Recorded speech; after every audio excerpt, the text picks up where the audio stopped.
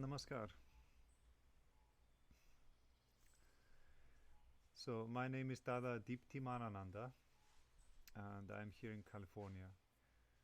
So, I wanted to introduce today the concept of friendship with Supreme Consciousness. Now, friendship in general is very, very essential to us as human beings. Human beings, we are social beings, and without friendship, our life becomes very miserable. And of course, some people are more social, some people are less social, but in general, we all need some human touch, some human closeness and friendship. Now, friendship with Supreme Consciousness is quite different. The biggest difference is that it's more of an internal journey. And also, as you advance towards the Supreme Consciousness, you will realize that the Supreme Consciousness is not separate from yourself, but it's part of your inner self. And as such, it's a devotional or it's a spiritual relationship where you are advancing through greater and greater love and greater acceptance of the presence of that Supreme Consciousness within your mind. Now, the friendship, it can take different forms. Often the first one is simply acknowledging the existence of the Supreme Consciousness or God, and feeling its presence in some form or another. Myself, I still remember when I was 5 years old, and my grandmother, my maternal grandmother, she took me up to the top floor of the house where she was living, and she taught me how to pray. And I felt it was a very important moment in my life. I always remembered it, and it changed my life to some extent. And then my mother, she continued developing that or helping me with that relationship, reminding me from time to time to talk to God like He was close to me and that He was always present with me. So it was a very comforting relationship with God, and it made me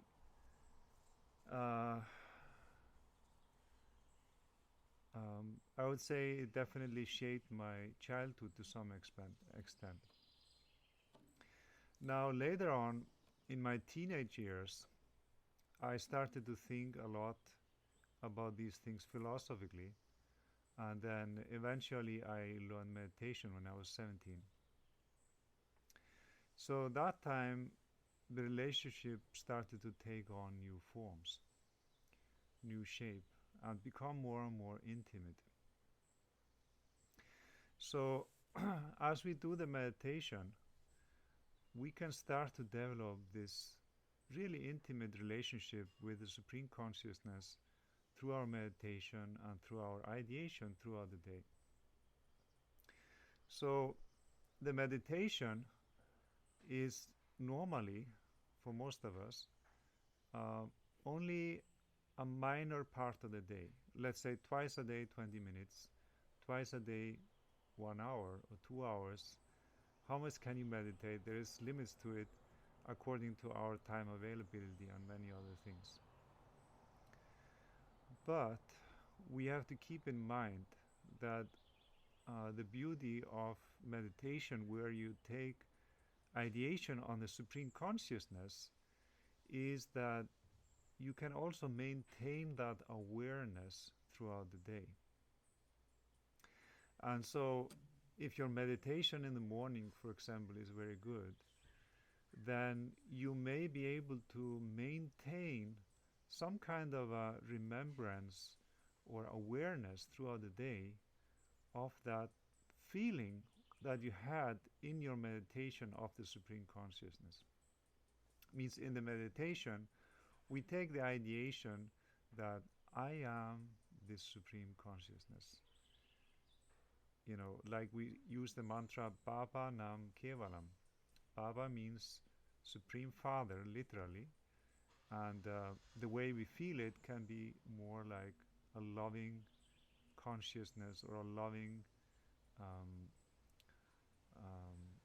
ever-present consciousness. And Nam means name, Kevala means only. So it means always to remember the name of that supreme loving consciousness. And so as we do our meditation, we start to develop this awareness of that supreme consciousness. Now, in the friendship, then one thing is there, that normally our friends, they are with us for a rather short time. And so you will see that friends may last for a few weeks, months, years, or a lifetime. That's very rare, but it happens sometimes that you have a friend that is childhood friend, and that the friendship lasts throughout your whole life. Or spouse, some people are married and are together for 50, 60 years. Now, but we all have to die one time. And so that relationship, it will terminate finally whenever we are ready to leave this earth. But the relationship with the Supreme Consciousness, it can last longer, and it can last beyond this life and death. So, but to reach to that point where you really feel it in your mind that you have this relationship with the Supreme, and that relationship is so intimate and so close that you are feeling that this infinite being that is within yourself and in the whole creation, that this infinite consciousness is not going away, and you are also not going away, because it's very hard actually for the mind to accept the idea of death. That's why we are afraid of it. But if there is one experiment which is very interesting one, you could simply lie in Shavasana. In the yoga we always do yoga poses, and then we end with massage, and then with a yoga pose called corpse pose or Shavasana. So the corpse pose, you lie down completely relaxed, and you allow your body to relax, and you relax for 2 minutes. It's really good for the heart, very good for low blood pressure as well as high blood pressure. So now if you lie down in the Shavasana, then you will see that if you imagine that you're actually dead, it's easy to imagine that the body is dead. That's quite easy. But to imagine that this I feeling is dead, the I-ness or I am, it's very hard to imagine the I feeling to die. Because the true I feeling is actually your soul. And so your soul is your infinite part of the body, or infinite part of your being. And so the soul is that which cannot die, because it's infinite and it's immortal. And so according to the yoga philosophy, the final termination, or the final death, we can say, of the soul is when the soul merges permanently into the Supreme Consciousness, into that infinite bliss. And so it may sound as a frightening experience to merge with the Supreme Consciousness and not to come again. But it's actually not a frightening experience, but a blissful experience. It's not an experience, it's beyond experience. It means that your mind has become one with your soul, and your soul has merged in the source, which is the infinite soul or that cosmic consciousness. So this is the in terms of realizations, this would be also philosophically the highest realization, to completely merge with that supreme consciousness. Now, one time myself, I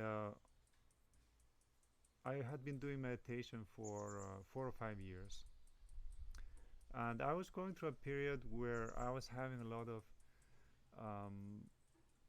not difficulties with meditation, but I was basically deciding what to do in my life, and it was like half a year or 1 year before I decided to be a monk. And so many thoughts were coming to my mind. And one time I came home in the evening, and I tried doing meditation, but it was just, I was not really feeling deep concentration. So although it was winter and rather cold outside and raining, I decided to go outside, and I found a quiet spot in a natural setting where I could meditate. Now, after doing almost 1 hour meditation and deep meditation, I was walking back, and all this heaviness that was on my heart was completely lifted. It was just, the meditation made me feel so extremely light, and I was just like, all the worries, everything I was thinking was just completely lifted, and I felt like I was just floating in the air, was feeling so much happiness. Then at that moment, the thought came to me of, what is this life for? Like, why did I come here? Where am I heading? What are the different paths I can take in this life? And this type of deep thought came to my mind. And then suddenly I realized that if I would leave the spiritual path, then it would really be, my life would have lost so much of its meaning. But if I would stay on that, spiritual path, then I would be able to continue advancing spiritually, and also I felt a complete reassurance that this supreme consciousness would be always with me, and I really felt that presence in such a comforting way, that the fear of life and death and the fear of all the unknowns in the future was completely gone, and I felt completely worry-free, and that I could move ahead without any fear in my life. And this was such a blissful experience, and it really changed my life a lot. Having that fear of the unknown gone, then I could take some big decisions later on. And then as I continued doing meditation, this relationship with, of course, with my guru, and also with the Supreme Consciousness at the same time. One thing, the relationship with the guru is a purely internal one. And so it's an internal journey where you realize that the Supreme Guru is actually part of your inner self. Gu means cave, so it's like you're going inside the cave of your mind, and you're really finding that supreme consciousness there, and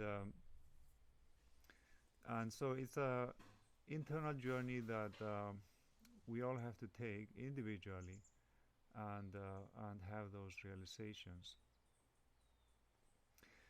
But I would say that it's very important just to at least philosophically understand at the outset that the Supreme Consciousness is always with us.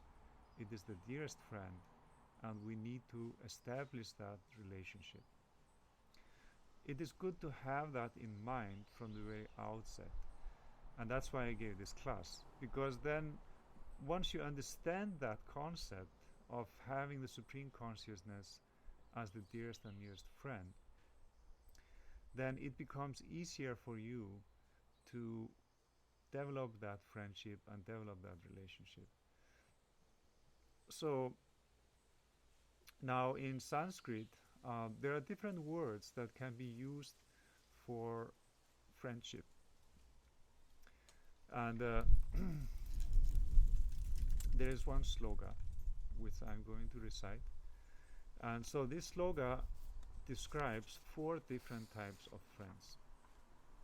So the sloga is Adhyaga Sahanubandhu Shadaivanumata Shurt Eka Kriyang Bhavin Mitrang Shama Prana Shaka Sprita.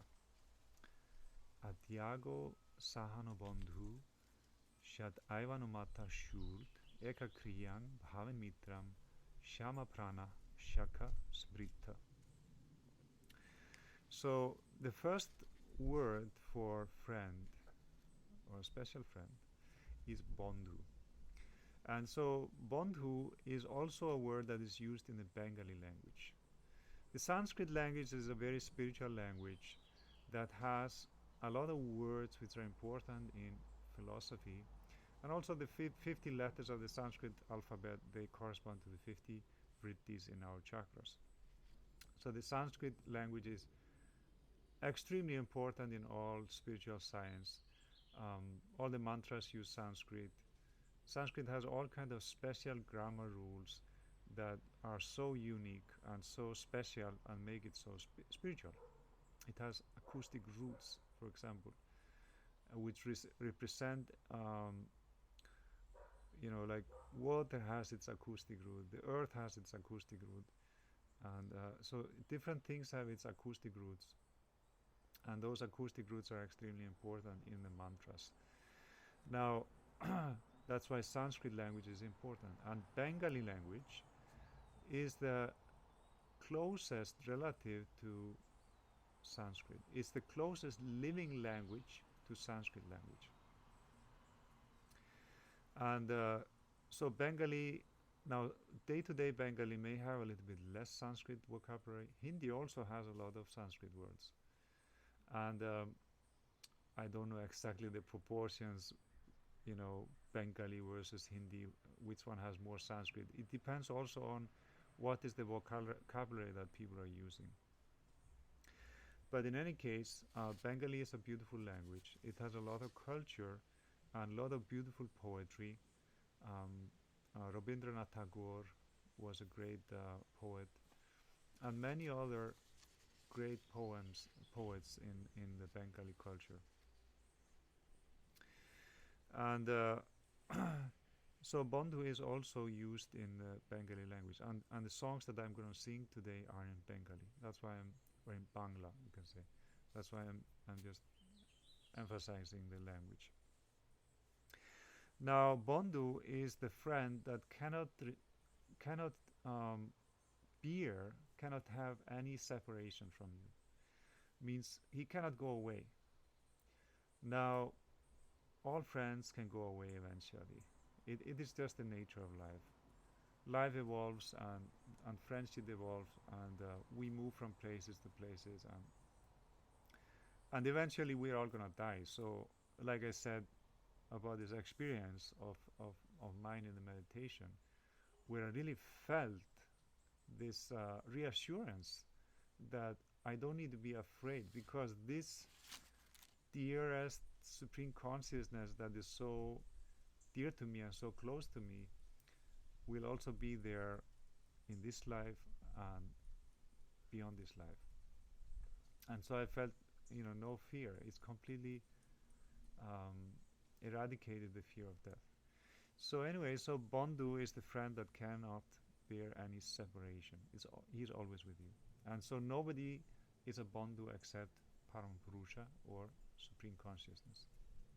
The Sanskrit term for Supreme Consciousness is Parama Purusha. Parama means highest, Purusha means consciousness. Now, the next one is Shurt. So Shurt is someone that has no difference of opinion with you. There's never any difference of opinion. Now, we all have different opinions with our friends. It is just the nature also of life. No matter how good friend you have, you will always argue once in a while. And so the third one is Mitram. So Mitram is a colleague, and or like someone sharing the same profession. So yeah, we definitely will have many colleagues in this world in different professions. So that's the only one which is like a worldly word, or a word that you can definitely use for a friend which is a colleague. And the fourth one is Shaka.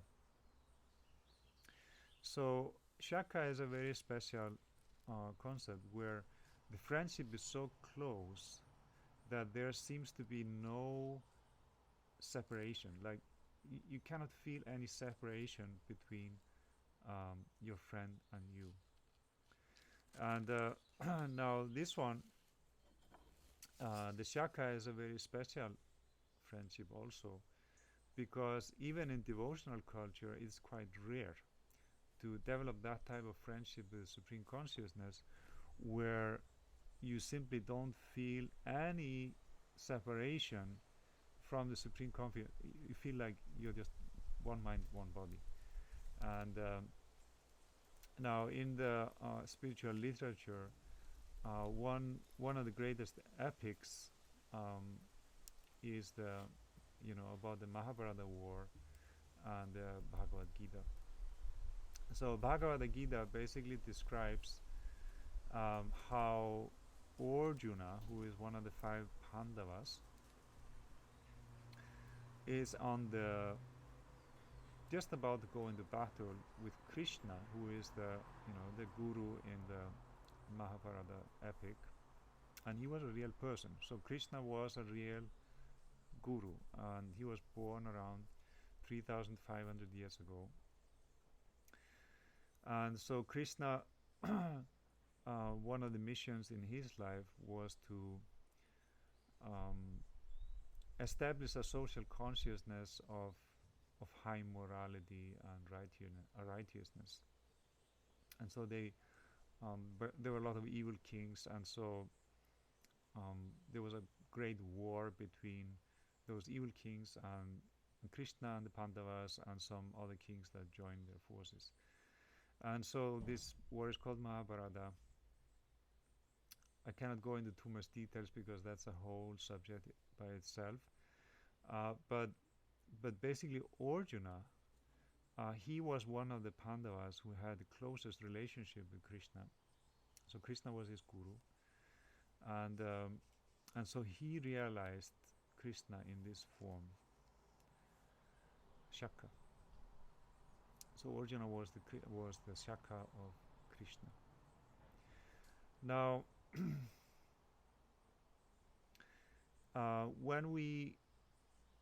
if we would go, I will maybe go into that topic later on. But in the topic of Krishna and the relationship between Krishna and the devotees in those times, then that's very relevant to this concept of friendship with Supreme Consciousness. So Krishna, again, I cannot go into too much details of the story of Krishna's life and all of that, but in his childhood he had an extremely sweet relationship with the people that were living there with him, and so he was born in he was actually adopted into a family which was cowherds. So he was living with the cowherds or gopis, and And so the relationship there was extremely, extremely sweet. It was, he was playing the flute and he was charming everyone towards himself, and everyone were just full of bliss and devotion, and of loving him and feeling the supreme in his body as a child. So that's Krishna as a child. And then later on, as a teenager or as a young adult, he had to take up the battle and fight with Kamsa, who was an evil king. And so he killed Kamsa, and in a and then gradually this Mahabharata war came into being.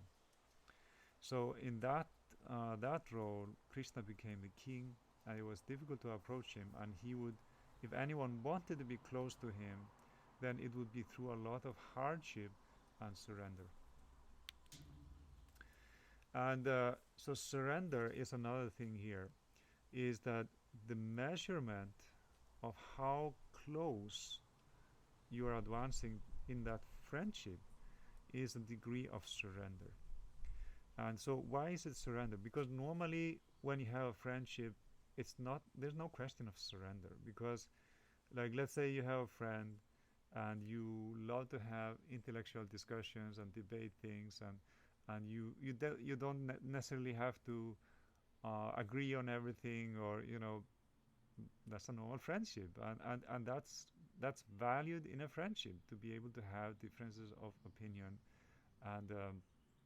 and to be able to have kind of a equal relationship where the dynamics are not like superior inferior or anything like that, but like your comrades, or your good friends.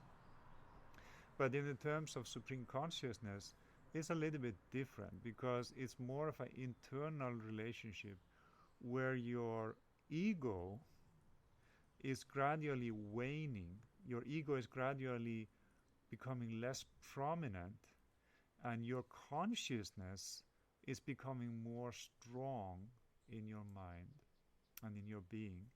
And so it's a question of the ego becoming less and less prominent, and the consciousness becoming more and more strong. So like for example, in the case of Arjuna, Krishna ordered him to go for the battle. It was a battlefield. But then Arjuna, he had some hesitations. And so there was some ego left in his mind. And so Krishna, they had a long dialogue, which became the Bhagavad Gita. A beautiful dialogue which is very helpful for all of us as spiritual aspirants to see how the arguments that Krishna is using, and how Arjuna is gradually grasping the full form of Krishna as supreme consciousness. And so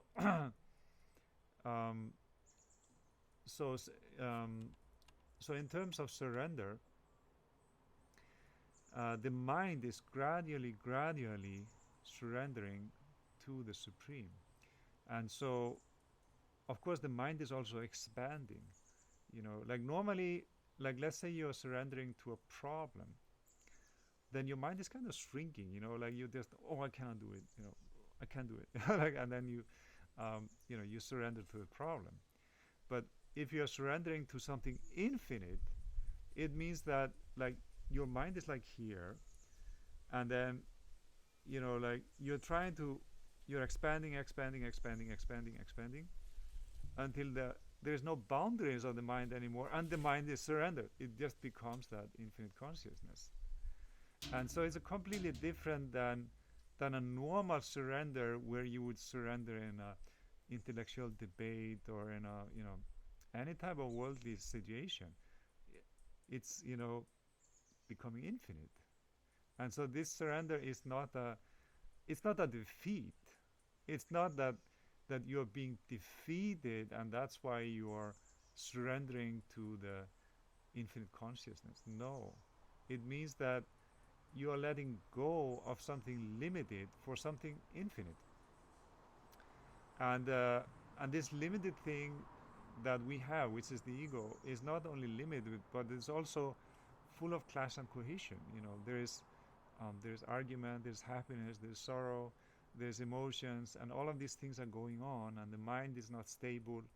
And then you are expanding your mind to become completely peaceful and completely blissful.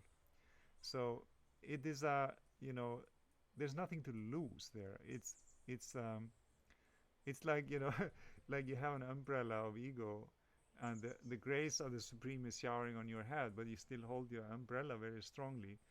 And so you're not feeling that bliss. You're not being drenched with the bliss of that Supreme Consciousness because you're holding your umbrella on top of your head. And so the bliss is coming, but you're holding on to your umbrella. And so, and so gradually you have to realize, hey, there's bliss there. Let's close the umbrella and be drenched in bliss. And so that is the like the essence of that relationship with the Supreme Consciousness, is when we are able to, you know, close the umbrella and be drenched in infinite bliss. And so it's a natural process that happens in our meditation. And also it happens naturally, and it also happens that the Guru or the Supreme Consciousness will give you challenges to realize it. So like Arjuna and Krishna, Arjuna had to go through so many challenges. I mean, they were in the middle of the war, and Krishna was urging him to go for the battlefield, and so so much mental class, so many challenges happen on the spiritual path, and that's all part of the game. You know, that's all. You know, it's the divine lila. In the spiritual culture, it's called lila. That where we don't know the cause of it, like you cannot trace directly cause and effect relationship. That where you cannot see the direct relationship of what is the cause is called lila. So the universe is the lila of Parampurusha. Means the universe is the divine drama of that cosmic consciousness, and that's a beautiful way to see it, because it's a blissful drama, and the dramatician is not some evil force or something, but no, it's a blissful consciousness which is behind everything. And so that's a beautiful way to look at how is the universe. Now so I think this should be a sufficient introduction to the concept of Supreme Consciousness as your dearest friend. Now, the biggest benefit of having understood that even minimally is the feeling of reassurance. And so that's what I was saying I was feeling in my childhood, that reassurance that God was always with me. So it was a very sweet feeling, and I maintained that through my childhood. And so when I learned the meditation, there was no clash really in my mind, because it was just strengthening that relationship which I already had. And so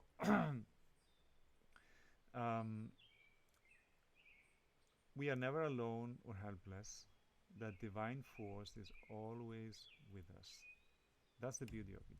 So when you understand this concept of friendship, then you will understand that this force, the Supreme Consciousness, is always guiding you. It's always there for you. If you have any difficulty, you take the help from your friend, from your best friend, from the friend that never leaves you, that never has any difference of opinion to you, and that is completely one with your own self. It is part of your own self. We all have that consciousness deep with him. So let's sing some songs, and then after the songs, you can ask some questions, and so you can note them down right on the chat area, and I'll be going through questions after. But first I want to sing some songs for you. Now the first song, I'm going to read first the meaning, and then so, O Lord, lead me on. Lord means Supreme Consciousness. We use that in English. O Lord, the Supreme Consciousness. I would say, O Param Purusha, lead me on. Lead me on to the fountain of effulgence. I can no longer bear the pain of darkness in my heart. With your songs, break my deep slumber. Param Purusha is the real friend. O Supreme Consciousness, direct me unto the fountain of divine effulgence. So this song is Bandhu Hai in the song cycle, Prabhat Sangita.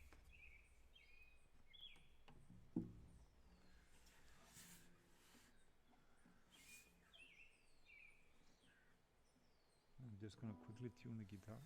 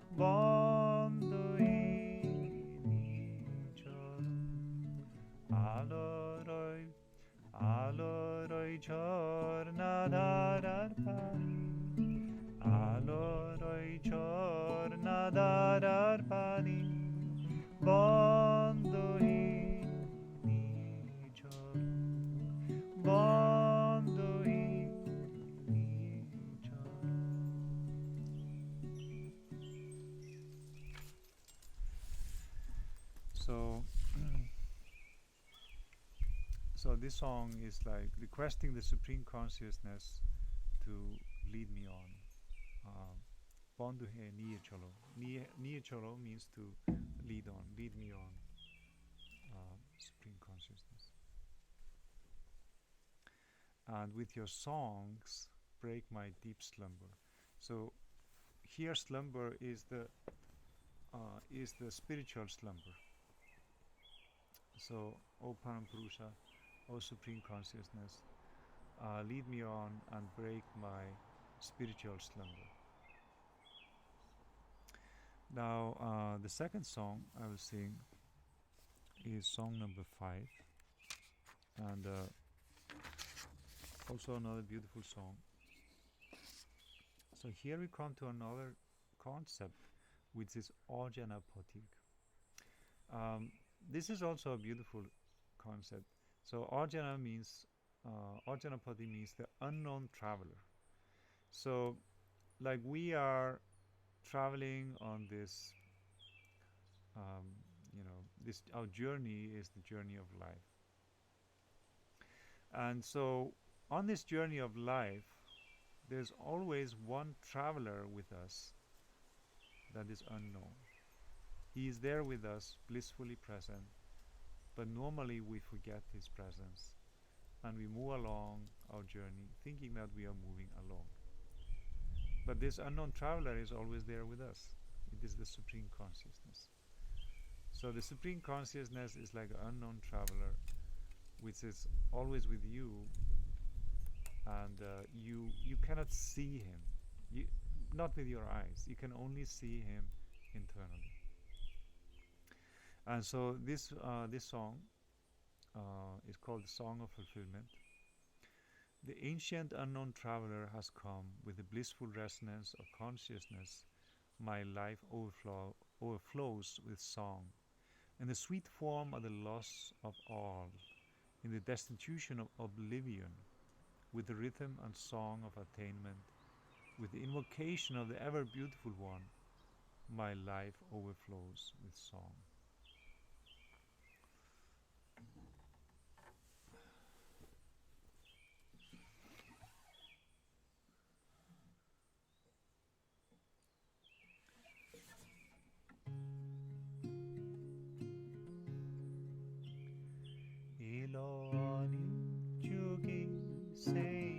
Janapadi Chetonar Madhurutani Eloni Chugi Seya Janapadi Chetonar Madhurutani Pai Jivona Hori Geno Gani Pai Hori Gelo Gani Eloni Chugi Seya Janapadi Chetonar Madhurutani Eloni Chugi Seya Janapadi Chetonar Madhurutani Shabaranor Vidonati Shokol Bholanik Totati Shabaranor Vidonati Shokol Bholanik Totati Shapeyichi Chandegani Shundoriro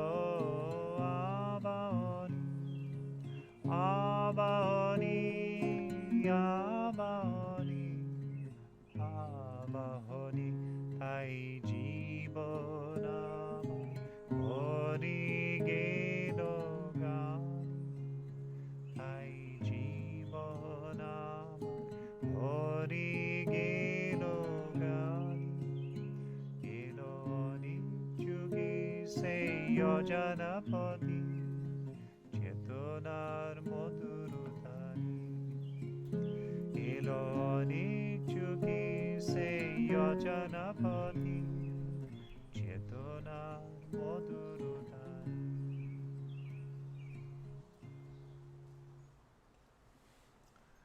This is one of my favorite songs.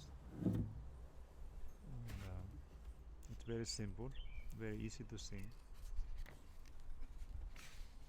easy to remember. So next song is Bondhu Amar. The meaning of this one is, my Param Purusha, my Lord, is covered in golden light. The bird of dawn begins to sing, vibrant with new life. Why all this? In answer to whose call? Day and night I seek him. The new light sends forth a blaze of effulgence and beats its new wings of joy. My Parampurusha is covered with golden light. So this one,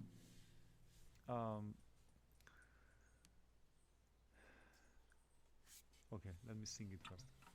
Let me talk.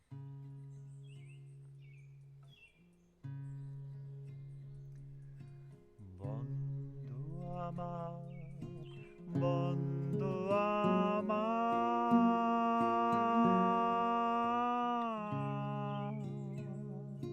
সোনার আলোয় ঢাকা বন্ধু আমার, বন্ধু আমার, বন্ধু আমার,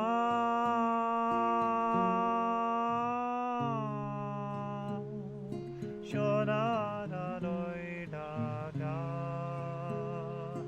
বন্ধু আমার, ঘরের পাখি উঠলো ডাকি প্রাণের পরাগ মাগা, ঘরের পাখি উঠলো ডাকি প্রাণের পরাগ মাগা বন্ধু আমার, বন্ধু আমার, বন্ধু আমার,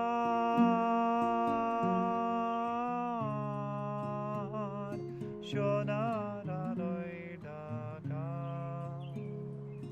বন্ধু আমার, কিসের তরে কিসে ডাকি দিনে রাতে খুঁজে থাকি, কিসের তরে কিসে ডাকি দিনে রাতে খুঁজে থাকি, নতুন আলোয় ঝলকানি দে, নতুন আলোয় ঝলকানি দে, তোলায় নতুন বাগা, তোলায় নতুন বাগা বন্ধু আমার, বন্ধু আমার, বন্ধু আমার,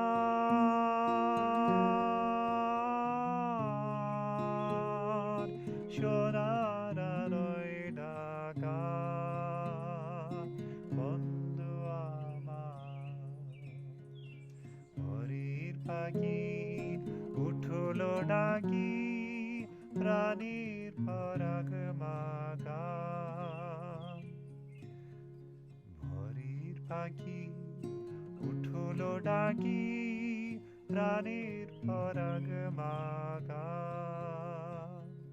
বন্ধু আমার, বন্ধু আমার, বন্ধু আমার,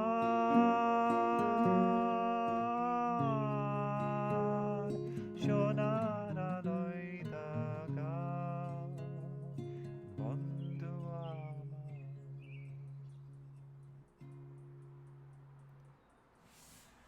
So, very beautiful song. This one also has, not only this theme of Parampurusha, but also it also has the feeling of that supreme consciousness being present in everything around us. Like feeling it in the bird song, feeling it as as the sun is rising in the morning. Same, feeling that's this supreme consciousness in the shape of the sun in the whole atmosphere. So it's a beautiful song. And then one more. So that's again a song with the concept of Arjuna Pratik. Now this song, we will go next week. We'll go through a little bit of how to learn the songs and what are the specialities of the song. So one of the speciality of this song is that it's like a lullaby, and so means the next song. So it's like it's actually 5 beat, and so normally you will only see 5 beat in classical music. In Western classical music, there you'll see 5, 7, 11. You'll see everything, especially in the modern music. It's not so common in pop music, and I would say very rare in pop music. And but this song has this beautiful kind of lulling feeling, and it's a little bit difficult to catch on the guitar, but I hope I'll be able to render it properly. So So the meaning is, lo, there comes the unknown traveler, his eyes revealing limitless compassion, his smile showering radiant pearls. My heart trembles in awe. How overwhelming is his majestic presence. Who is he who produces such overpowering bliss in me?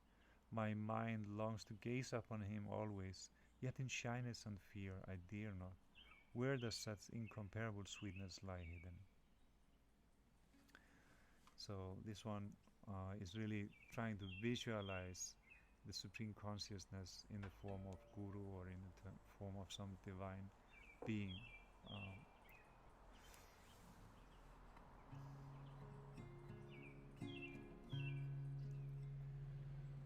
Noyoni mamata bhara hashiti mukhuta jhara. Noyoni mamata bhara hashiti mukhuta jhara. Ajana pati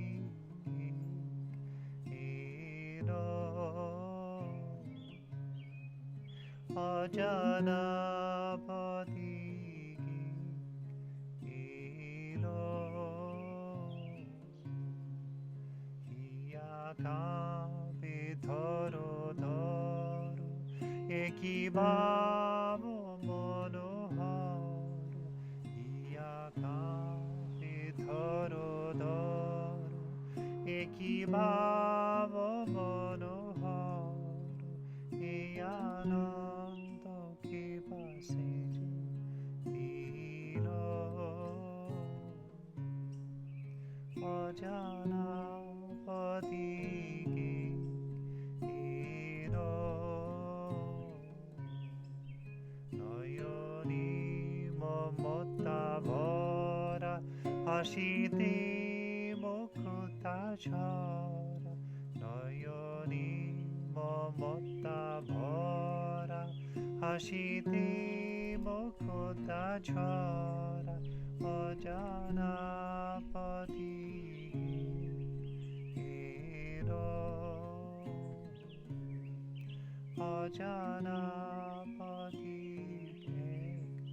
ilo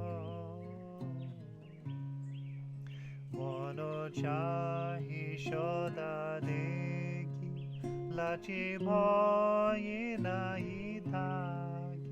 Mono chahi shoda deki Lachi bhoye nahi thaki.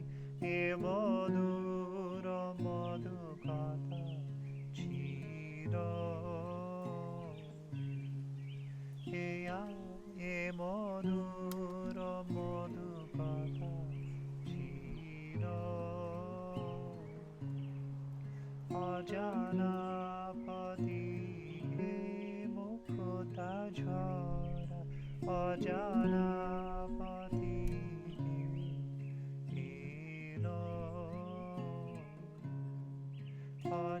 Ajanapati ilo.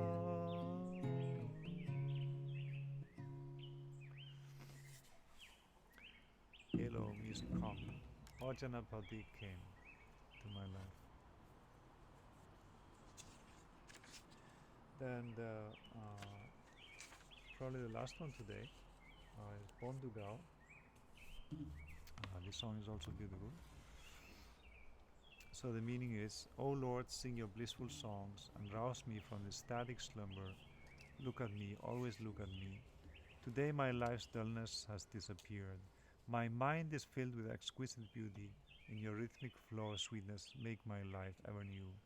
Let me flow in the current of celestial light and fill me with transcendental feeling. So, requesting the Supreme Consciousness to awaken you, to awaken your spiritual potential through the divine songs.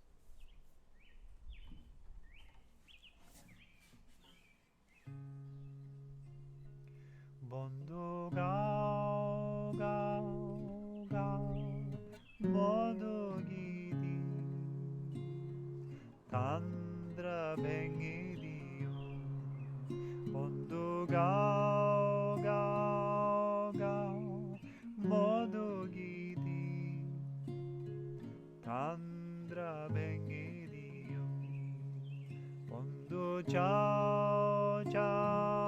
jao nirabodi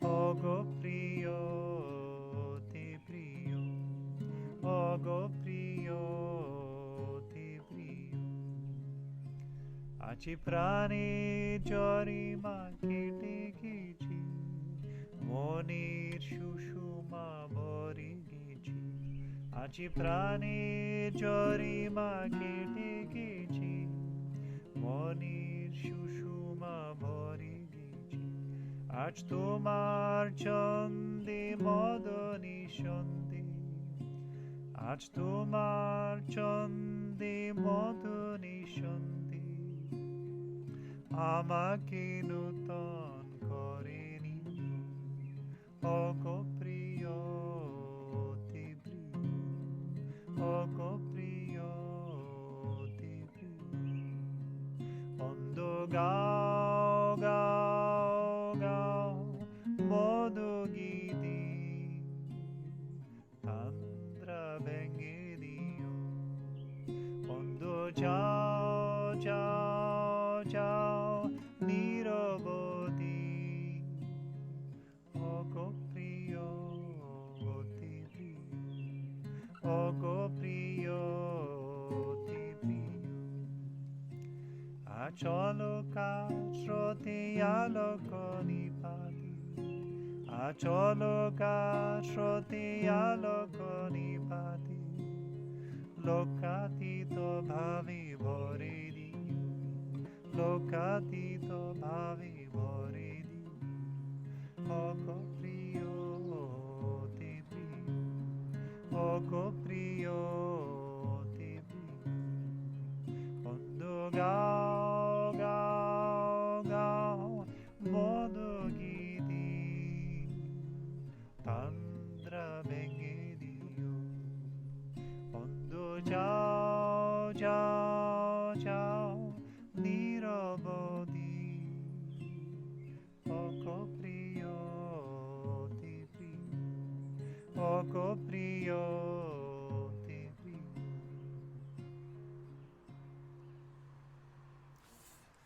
So there will be some more songs that are beautiful songs with the theme of friendship with Supreme Consciousness, and I will take those up in some smaller videos.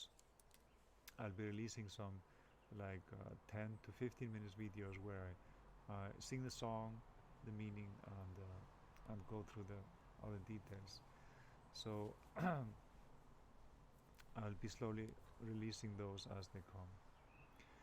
So now I would like to go for the question and answer session, and so you're welcome to ask any questions, and I will see if I got any. Okay. So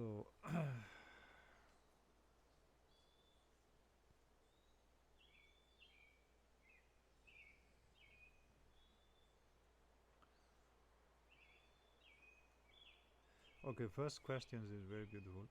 It says, Daji Namaskar. I had a profound experience with the last song in previous class. I found myself crying in pure joy, as if my heart understood every Bengali word, but my brain was in a language barrier. In your experience with music and spirituality, why would something like this happen? Okay, this is actually related to the topic of my next class. So next week I'll be talking about the components of the Indian songs. So it's bhava, bhasha, shur, and chand. So bhava is the ideation. So when you take a spiritual ideation in your song, then if your ideation is very strong, it can touch the hearts of other people. You know, there's an invisible transfer of feelings which happens, and normally you feel it more strongly when you're in the same location, but sometimes you can even feel it through this internet. So I'm happy that whoever wrote this was able to enjoy it in such a beautiful way. So now when we sing the song, it's important to take that ideation. And so, like, I give you an example. let's say you're singing this Bondu Gao Gao Gao. I in the future I may be able to sing these songs hopefully better than I did today. But in any case, if you really like, sometimes when I'm practicing, I feel it very strongly. When I'm practicing the strong songs, that like I just dwell on one word and I just sing that word over and over until I really, until that meaning of the word has become ingrained in my mind. And so, like, you're saying the word, but you're really, like trying to transmit that feeling behind the word. And so, if you have a deep feeling behind, for example, the word Bondu, which means that supreme infinite friend, then you may be able to transmit that feeling over to others. And so, it also depends on the receptiveness of the person, because like when you are ready to receive something, then it means that you are in that devotional flow also yourself. And so sometimes we are, like, let's say I'm listening to some song. Actually, this last weeks have been extremely blissful time for me, because I've had a time in my life, last 5 years, where I did not have so much chance to really go into these songs. But now, due to this coronavirus lockdown, I was at home and I could really go deep. And so sometimes in the morning after my meditation, I would be singing and practicing, and I would be so touched by some song that I would be just like crying, and it's such a beautiful experience. So I hope we can all enjoy this more and more together. Okay, number two. Are we not meditating in a way while doing asanas? I feel the benefit of asanas on clearing my mind stronger than meditation. So I guess this is why I'm asking.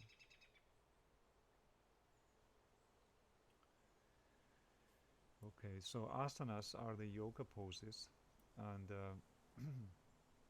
so the yoga poses, they are influencing our glands.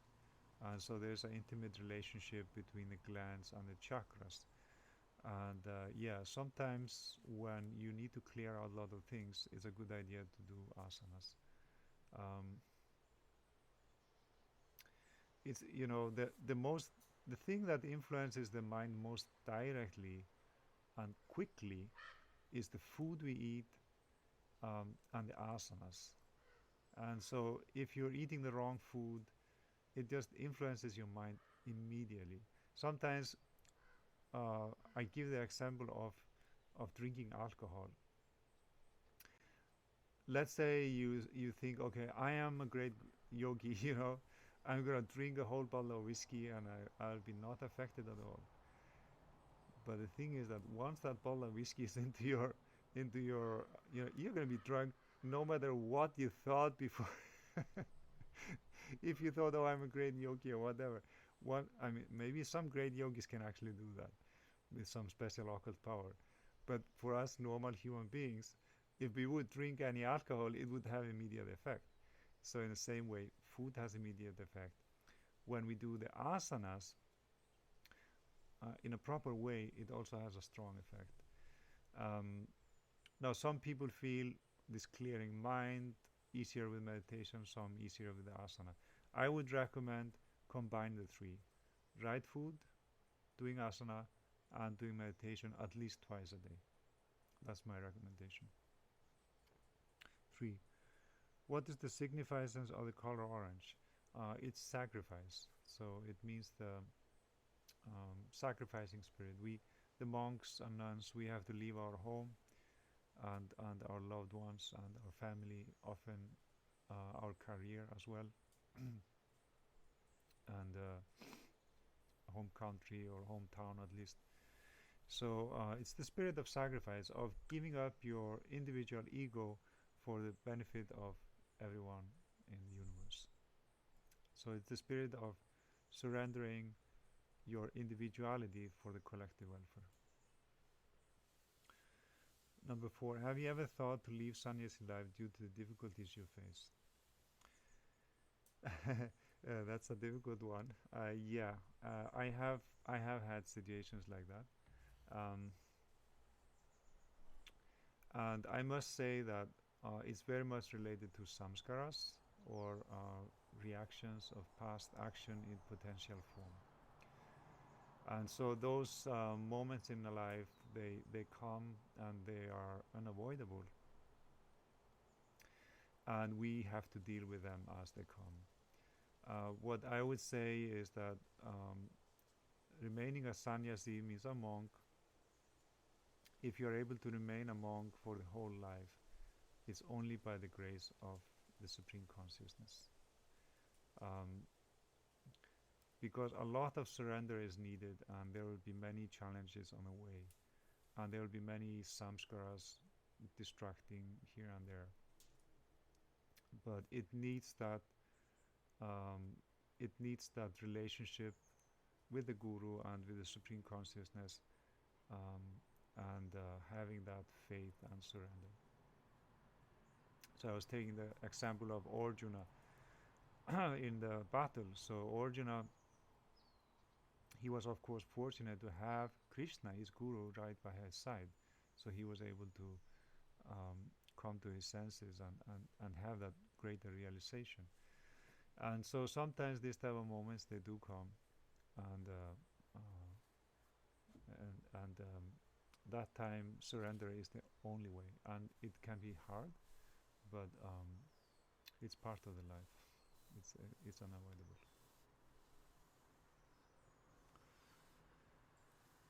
Number 5. What has been the most beautiful jewel or highest experience from your personal friendship with the Supreme? How did it happen?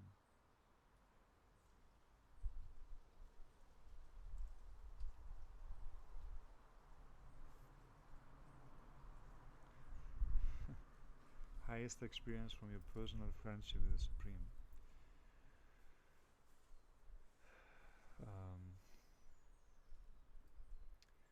I would say it came in a dream, and it came quite unexpectedly. So I had just decided to be a monk, and like 1 month around it was in December. So yeah, like almost 2 months after I decided to be a monk in 1996. So I had this extremely beautiful dream, and that dream was just so intimate. It was a very tactual experience. I don't want to go into details here with that,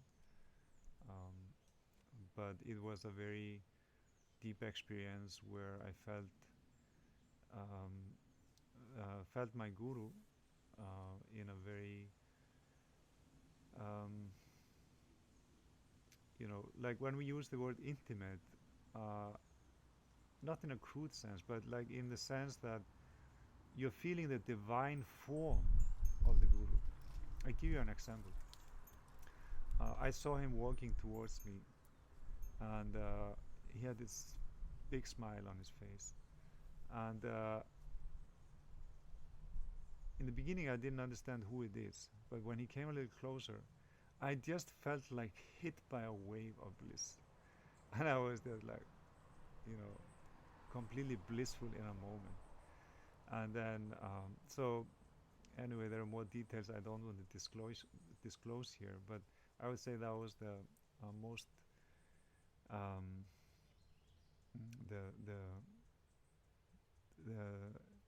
the most special moment I've had.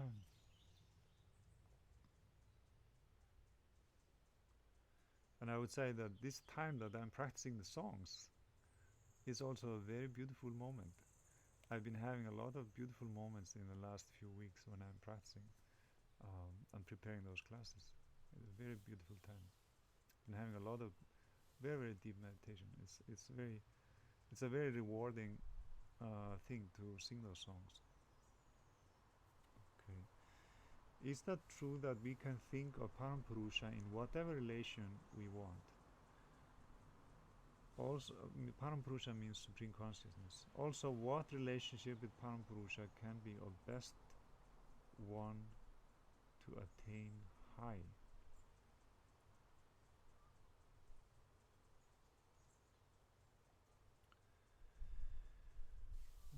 relationship. Kamsa in the Mahabharata war, he was seeing, the week before he died, he was seeing the Krishna as his greatest enemy, and he was seeing Krishna everywhere.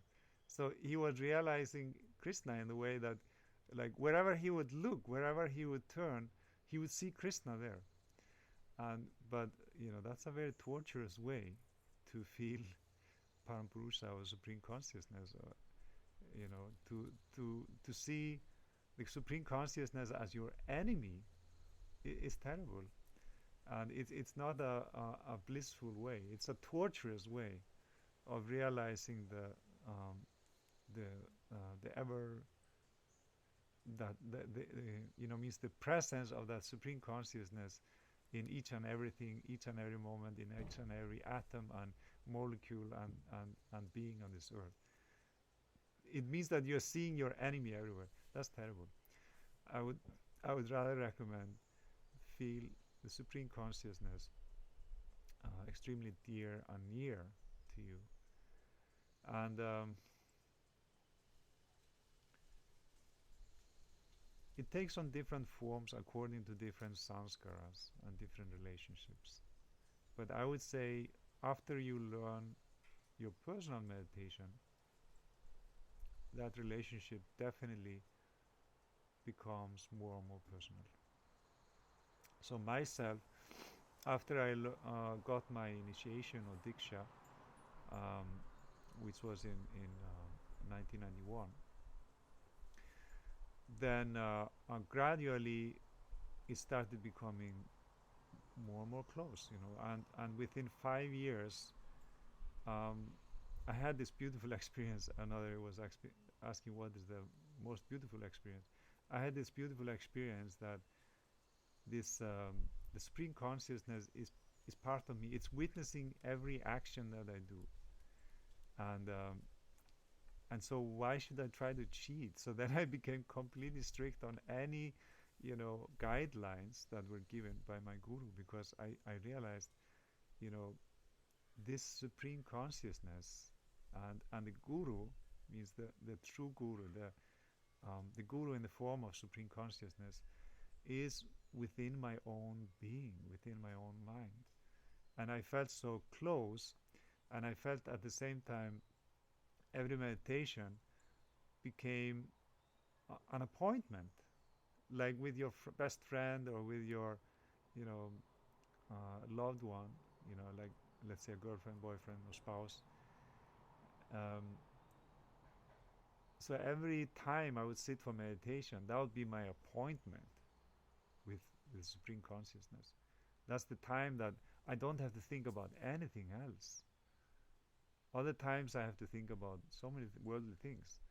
But the meditation time, that's the chance for you to really sit down and just develop that relationship, enjoy it, enjoy that blissful relationship.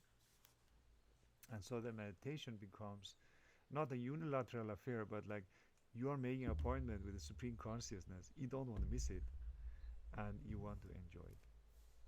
So I would say the best relationship is the relationship of bliss and closeness. Namaskar, Dada. I practice sadhana, but I have other hobbies too that I love, like gaming or walking. But I wonder if people like you have hobbies too, and is it wrong to have them on this path? Yeah, of course we all have our interest. Myself, I'm a little bit unusual in the sense that when I was I grew up practicing piano.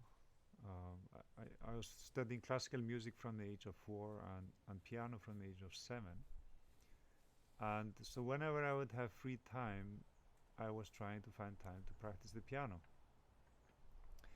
And so I found that computer games were a great distraction to that endeavor to practice the piano and excel in school as well. And so I didn't play any computer games. And when I was 15 years old, I realized that television was another great impediment to my studies and to the piano. And so I completely stopped, not completely, but like almost completely stopped watching TV. And now for the last 20 years or more, I mean, since I became a monk, 23 years, um, no TV, it's such a distraction. So, um, yeah, sure, I mean, enjoy whatever hobbies you have. We are all human beings. We have to live our lives, enjoy your life. Hobbies can also be part of your profession and the way you connect to other people's and but it's good to choose some hobbies which are constructive and like my favorite like whenever I have free time, I like to go out biking in the nature or running or swimming. Those are my three favorite sports. So I love sports, and it also helps my meditation because if my body is healthier, my meditation is much stronger. Okay, when we think of God, is it good to think as point or think of human form? It's a very specific question. So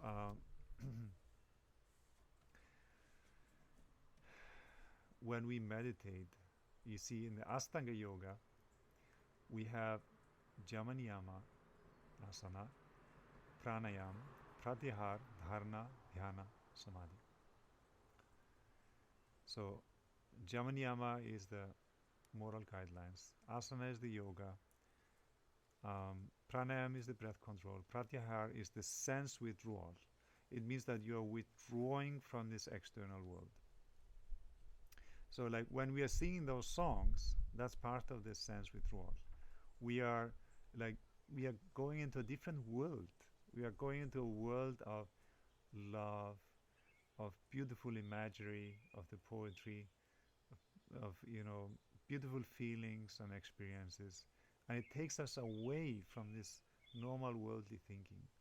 So what I started to do recently when I'm preparing for these classes in the last few weeks,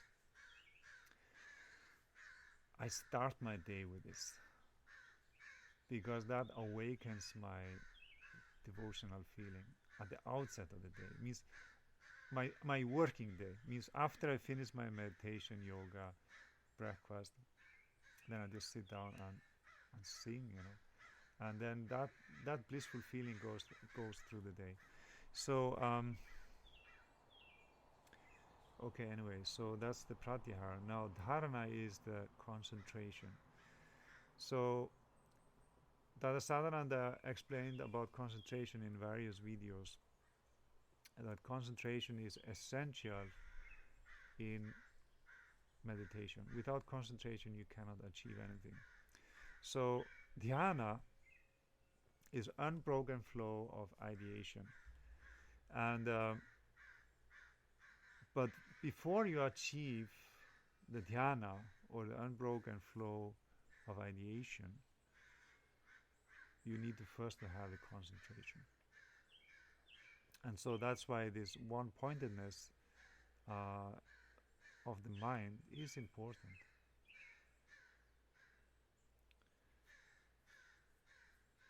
And then God as a point, that's why I said, that's why I was bringing about concentration, because point, it means that you're concentrating.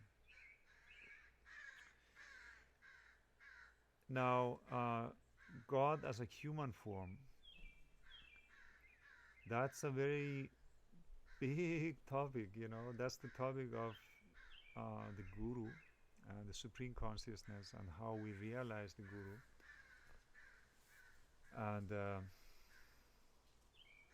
I would like to go into that topic later on.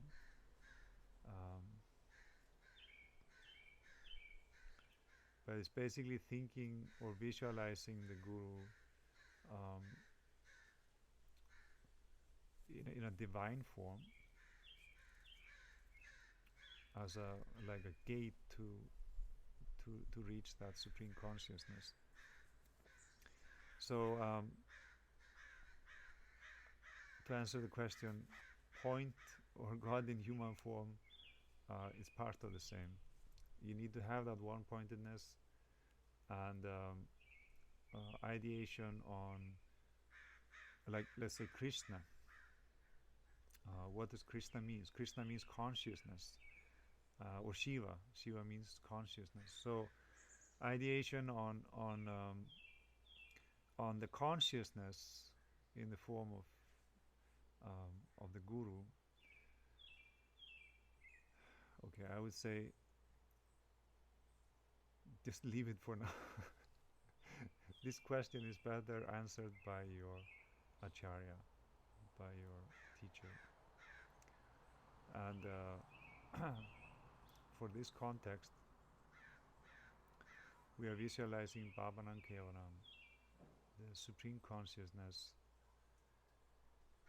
as the infinite loving consciousness ever present, always with us. But in many of the songs that I'm going to be singing, you are actually visualizing the Supreme Consciousness in a human form.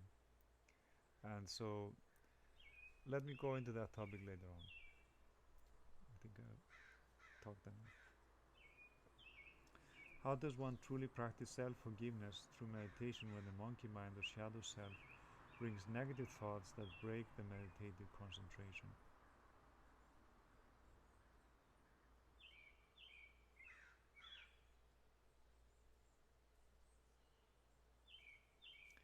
Self-forgiveness, okay.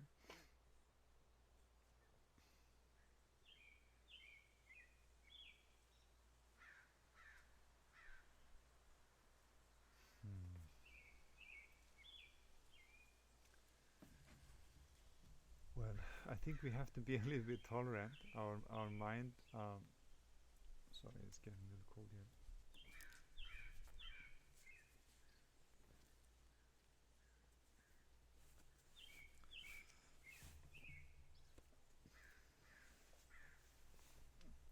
So the the mind will move, especially in the beginning, but it gradually will gain concentration.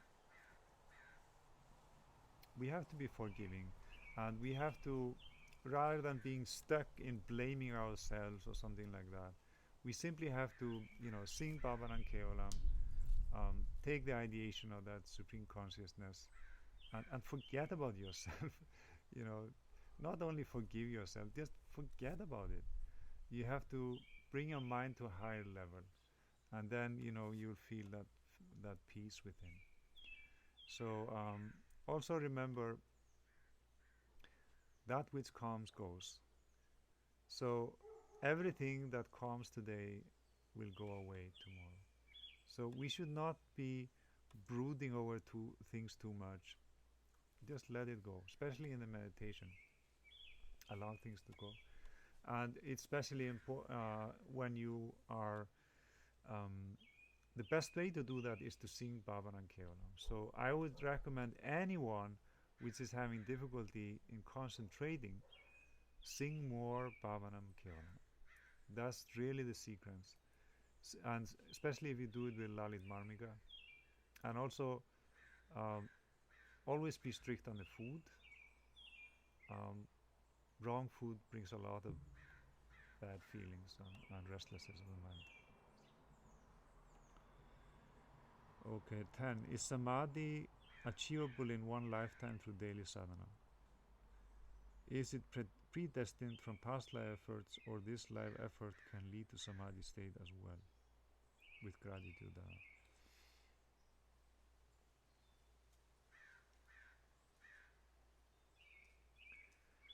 Yeah, of course, samadhi is achievable. Um, there was one Didi I was with when I learned meditation, who was working also in the same town. She got samadhi just when she learned the meditation first time. So it can happen. It can happen anytime. So is it predestined? Well, definitely. If you get it right away, just when you learn the meditation, then it means that you've been doing meditation in past lives. So So when you learn the meditation, then that spiritual journey that you had already taken, kind of, the good effects of that spiritual journey in your previous lives brought you that experience. But really, samadhi is an experience where the kundalini will rise up and your mind temporarily becomes suspended in the supreme consciousness. We may or may not have the experience of samadhi, and we can still achieve mukti or moksha, which is the final liberation. So samadhi is not a requisite for attaining mukti or moksha. Mukti or moksha depends on the grace of the supreme consciousness and the grace of the guru, and if you have been able to exhaust your samskaras through this life. We can certainly achieve mukti or moksha in one lifetime with sincere meditation and service, and dedicating ourselves to the spiritual journey. So we need to be sincere, practice meditation twice a day, and follow very strictly Jama Niyama.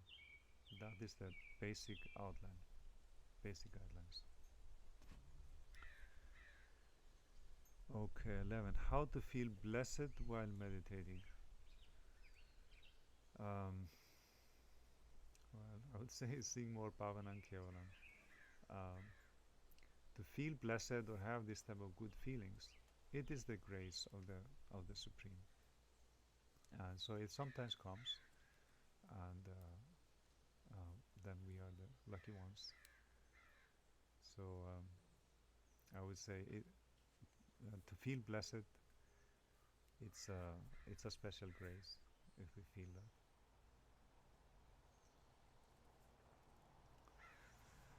Okay, so I think it's about time to finish, to wrap up. And so you're welcome to. I will post a link to the lyrics below, and we have a Facebook page, Meditation Steps USA, and there you are welcome to ask further questions, and I can answer. I'm taking care of answering those, and so what means grace? Okay, grace means kripa. So grace means that which you did not deserve.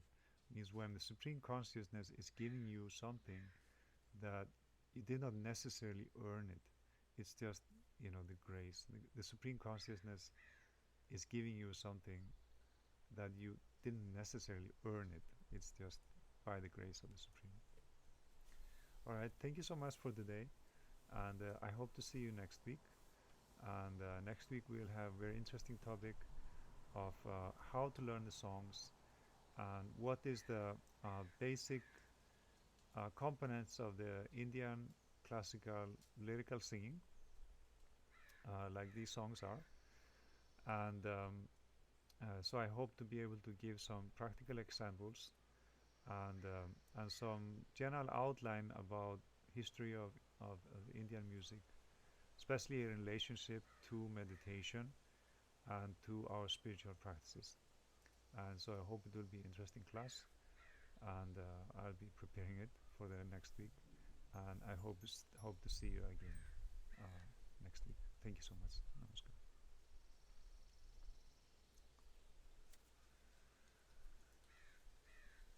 I'll maybe sing a little bit kirtan in the end. The first song I sang, Bandhu Hai, can also be used as a